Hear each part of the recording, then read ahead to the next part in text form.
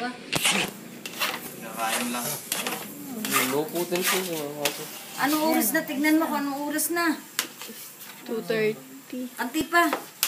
Julius, ikaw na oh. 7 minutes na lang. Ano, paggalita ko tuloy, mama. Sige, yung mabuti. Ano yan? Ay, si Para Apple. makunit na makunit. Apple, oh. Marsisi. Siyempre.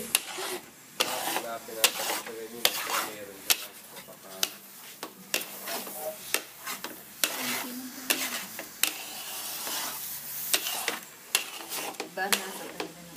Paano yung pag ganyan? 20 kilo. Madami yan. Utang ina, mamama, baka akala maghalo ka 2 kilo. Eh, tawag yung si Kits, tsaka si Luis. Yung paghaluin mo.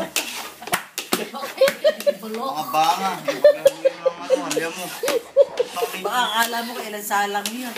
Papakain mo, musiko. Ako magayan na ng iba na. Dinadala ko lang kalabit at kala kaya hinahanap-hanap yung pagdadala ko na ngayon ganong karae. 20 kilo. Diba? Ay, mura pa ang gatas noon. Mura pa yung gatas. Mamimili kami ng gatas ni nanay, kahon-kahon.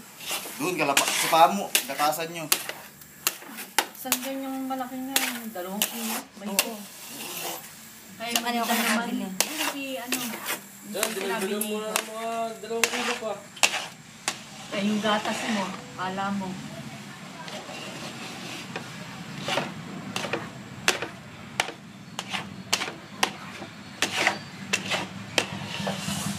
Pero noong araw na si Ibo Sabiana.